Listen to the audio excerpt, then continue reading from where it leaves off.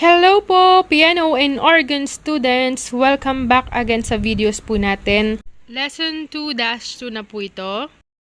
So, yan po no, kung gusto niyo po maka-avail po nitong Jan Thompson's Easiest Piano Course na book, i-message lang po ako, lagi ko sa description yung kung saan po kayo magme-message para magkaroon din po kayo ng copy nito. So, pag-aaralan po natin, paano ba mag-play ng middle C using minims or in American English, ito po yung tinatawag na half note.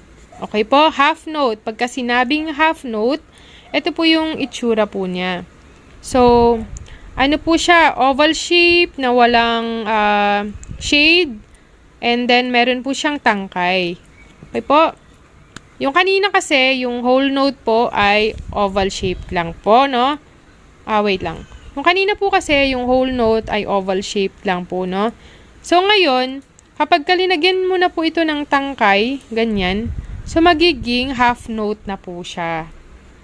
Okay? Tandaan niyo po ha, kapag ang head po ng nota ay ganyan po, open head, walang shade, at meron po siyang stem, pwedeng paangat or pababa yung stem po niya, tinatawag po itong whole half note, at nagre-receive po siya ng 2 counts or 2 beats. Bawat isang half note po ay magre-receive ng 2 counts.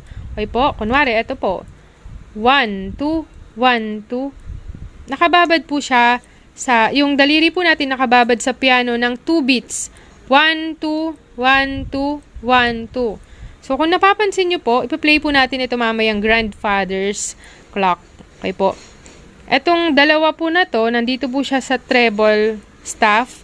Ito naman pong 4 na nota na to ay nandito po siya sa bass staff.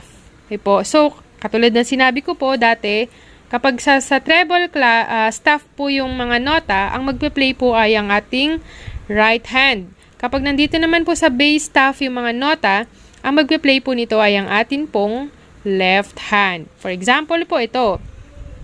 Right hand, right hand, right hand, right hand. Ito naman po, ang magpe-play ay ang ating left hand, left hand, left hand, left hand, left hand.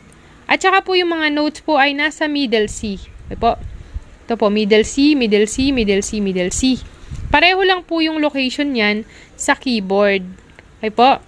Now, let's play on the keyboard. Okay, let's start po Etong part po na to ay tutugtugin po ng aking right hand. Ito naman pong part na to ay left hand. So, yung middle C po natin nandito sa kaliwa ng dalawang black keys. So, now tutugtugin ko po, papanoorin nyo po. Ready po?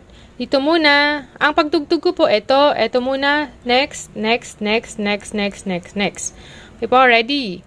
1, 2, 1, 2, 1, 2, 1, 2, 1, 2, 1, 2, 1, 2, 1, 2. So, yan. Natutunan po natin kung paano nga ba mag-play ng mga musical notes sa atin pong right and left hand. At ito po, ang tinugtog po natin ay mga half note, which is, meron po siyang 2 counts per note. Okay po?